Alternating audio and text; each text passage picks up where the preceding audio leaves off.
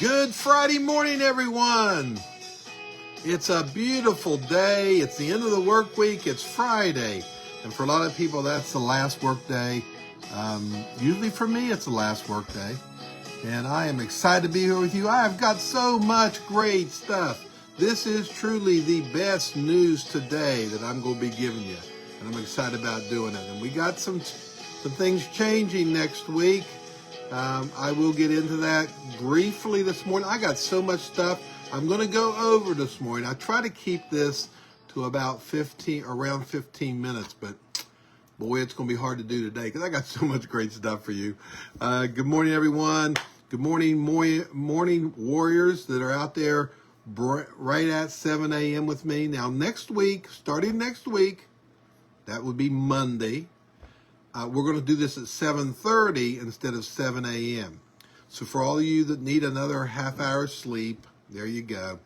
That has been more common. The information I got, more people were interested in 7:30, and I didn't really have anybody, I don't think, that said no, we have to do 7. So you get a little bit more sleep. If you're up at 7, you're going to be up at 7:30. The only people I can see it would might affect is people that are working. But a lot of people are driving to work at 7:30, so hopefully that's going to work out for people. The good news is that you can watch it at 2 o'clock in the afternoon or 3 o'clock in the afternoon or 10 a.m. at a break or whatever. You can watch it all day long because it will be available. But also, we're going to have some changes next week, besides that probably, but there'll be surprises. So we'll see. We'll see if that works out. Don't forget, we will be eventually, and when I say eventually, probably this year, sometime in December, switching this live version to YouTube. So don't forget to go over to my YouTube channel. It's New Every Morning by Tim Koger, and that's where this will be live, and that's where you'll be able to go watch it throughout the day. We'll be moving away from Facebook at some point, and I think it will probably happen in December. But for now, we're here. I got lots of information I got to throw out at you. I think you're going to love it. This is the best news you're going to find today. And it is November 21st, 2025. 2025 is rapidly ending, but let's get started. I have some real news. Now, you can find all that negative real news other places if that's what you want to watch. You're not going to get that here. You're going to get real news, but positive news, and, well, the best news of the day as far as I'm concerned. So the U.S. jobs report came out. It had been delayed a little bit because of the government shutdown. But the U.S. added 119,000 jobs. I think this is only like September, October numbers. I don't know. I don't have that in front of me. But it was the good news is it was higher than was expected. So there you go. Miss Universe was crowned last night. Miss Mexico is the new Miss Universe. There were lots of problems with that pageant this year. I'm not going to go into those. If you want to look them up, look them up. The next story is about Lainey Wilson. She won the Country Music Association Entertainer of the Year last night. I like Lainey Wilson. I've heard her music. She's got a nice Southern drawl to her music, but the best thing I like about her is she really puts out her Christian faith in her music. I mean, she's wrote songs like You, Me, and Jesus, Sunday Best, and she's got a duet with Ann Wilson, a Christian singer, called Praying Woman. And so Lainey Wilson, if you've not heard any of her music, good morning, Tom. How are you this morning? If you haven't heard Lainey Wilson, go listen to some of her stuff on YouTube or wherever. She's got a very unique sound, and apparently she's a very good entertainer. I've certainly not seen her live, but I would be willing to do that. My sports story of the day, if that's what you want to call it, Rawlings, which makes, gloves and makes baseball equipment and other things too, but they just installed a 35,000-pound golden glove on top of their headquarters in St. Louis. Yep, 35,000 pounds, 30-foot tall gloves. So if you go through St. Louis and you go by the Rawlings headquarters, you might get a chance to see that baby. In fact, you should be. Good morning, Susan. Glad to have you along with me.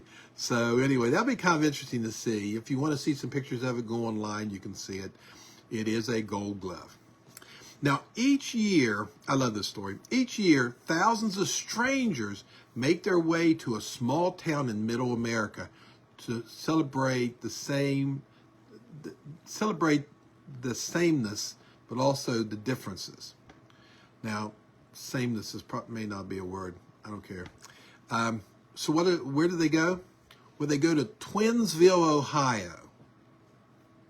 Now, why do they go to Twinsville, Ohio? Well, to explore the unique bond shared by siblings born in the world together. Yes, twins. They go to Twinsville to celebrate. And this thing has become really big. You can get information, I'm sure, online about it if you want to know details. But there are twins come from all over the world to join at Twinsburg. I may have said Twinsville. I'm sorry if I did. Twinsburg, Ohio, for this event. So that's pretty neat. Now, one thing you may not know about twins, research shows that twins tend to live longer than a singletons, or whatever they call us. All right. So twins have a built-in friend for life, for one thing. But anyway, that's kind of interesting, I thought. So Twinsburg, look it up if you're a twin and you're interested in going next year. Check it out. Okay, so what is the most valuable comic ever? Well, it was just sold for $9 million, and it is Superman #1. Superman #1 was made in 1939, and it introduced Superman, the Man of Steel, to the world. $9 million it was just sold. Now, I don't know how many of you fly or go to airports and stuff, but I got some information for you if you do. So where is the most expensive and cheapest U.S. airports? Now, this is based on, getting a drink, a night of parking, and a nightly hotel rate. So that's what it's based on. It's not based on food, which I don't understand, because that's the first thing I'd think of. It's not based on anything else you buy there. It's based on parking, hotel room, and a drink. Okay? Now, the most expensive will not surprise you, I don't think. It's New York, LaGuardia in New York. The second most expensive was a little surprising to me. It's in Denver, the international airport there. And Logan International in Boston is the third most expensive one. And they all have something in common. They're all from kind of northern to central northern cities. And cities have been around for a while. Now, Denver is just booming. It's the reason it's so expensive. They're probably doing a lot of stuff there.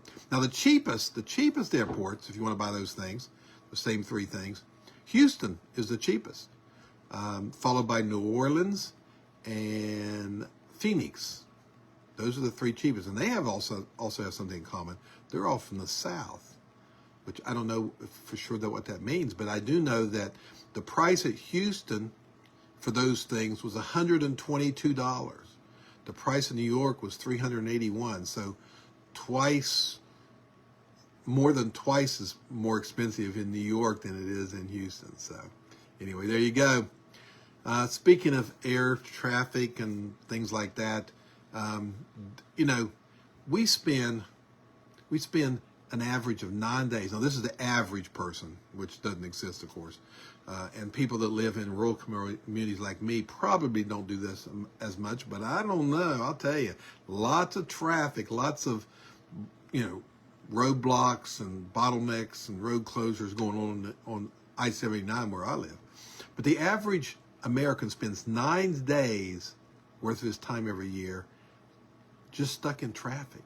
I mean, gridlock traffic. If you live in a big city, you know all about that kind of stuff. Bottlenecks, all this kind of stuff. Well, it's almost time to say goodbye to traffic for some people, okay? Because maybe the Jetsons have finally got here. Maybe finally, after all these years and all of us laughing about the way they traveled, maybe it's almost here. The market for urban air and mobility is coming. And experts say it's worth like $1 trillion by 2040. And that's not that far away, really. Now, most of this is based on taxi buses, bus taxis. But there's a company called Dorelli that has already got this. I mean, it's already made. They have an H-1X aircraft that actually will fit in a 2-car garage. Just back it out of your garage and take off. That's what's coming for some people in some areas, especially. So the Jetsons are going to be with us. Now, I got another. I love this great story. In 2000, in the year 2000, 39% of U.S. adults reported reading their Bible weekly. 39%, sometime throughout the week, read their Bible. Now that number has moved around and fluctuated, but it went from 39% to 30% by 2024. 4 years. It had dropped 9% in 4 years. Now, based on the same information and interviews with 12,000 adults, it has climbed back to, are you ready, 42%. So in 1 year, this year, from 2024, it was 30%. 2025, it's 42%. That's pretty neat. And among self-identified Christians, the rate reaches 50%. People that call themselves Christians, the highest level in over a decade, 50%. Now, who's making this happen? What's driving this move back to the Bible and reading the Bible? May or may not surprise you. It doesn't surprise me. Millennials and Generation Z. Those are the people that are driving the growth of reading their Bible weekly. And I think that's fantastic. And I won't be surprised that number continues to go up. So I've had a lot of interesting stories. I got just a couple more things to share with you this morning. This is going a little faster than I thought, maybe because I'm talking fast. I don't know.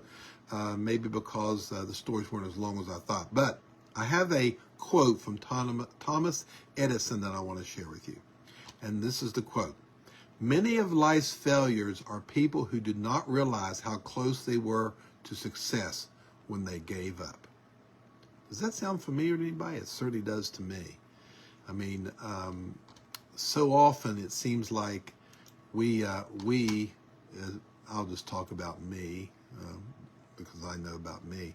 It just seems like so often that I will give up on a project and then I will see afterwards that I was so close to finishing it, whatever it is, whatever the project was. And so, I think my advice to you today as far as success is keep going. But what is success? What does success mean to you? I mean, I know what it means to me, but what's it mean to you? Well, let me give you a story that my good friend Tom Ford gave me. And it's actually been given to us by Ann Landers. And a lot of people know who Ann Landers was, very influential in our society a few decades back. But she gave the story. She didn't make the story. There's a lady called Betsy Anderson Stanley that actually wrote this in to Ann. And Ann was inspired by it, and she felt that it summarized the thoughts perfectly on success. So I'm going to read this to you in a quote from Betsy Anderson Stanley. Here we go. This is her definition of success. Now, this was written many decades ago, so it might sound a little dated to you, but it's profound, I think. She said, to her, success means he has achieved success who has lived well, laughed often, and loved much, who has enjoyed the trust of pure women and the respect of intelligent men and the love of little children, who has filled his niche and accomplished his task, who has left the world better than he found it, whether by an improved poppy, a perfect poem, or a rescued soul, who has never lacked appreciation of earth's beauty or failed to express it, who has always looked for the best in others and given them the best he had, whose life was an inspiration, whose memory a benediction. What a beautiful definition of success. So today I'm going to leave you with this. You are successful. You've been successful, and you will continue to be successful if you try to be successful. If you're like Thomas Edison, don't quit. Go after your goals and don't give up, because so often you're so close to reaching your goal when you get frustrated. If you're getting frustrated trying to reach your goal this morning, don't get frustrated. Stay with it. Stay just one more day, one more hour, one more day, one more week. Go after your dreams, because they are within reach. They are within reach. So with that, have a great weekend. Be blessed. I'll be back Monday at 7:30 a.m. and I may have a couple other surprises for you. I haven't decided how many days next week we're going to go. Monday, Tuesday, Wednesday for sure. Thursday maybe. Friday very possibly. Because there's just so much great news. The best news you're going to hear all day is right here. So don't miss it Monday, 7:30 a.m. Be blessed. Bye-bye.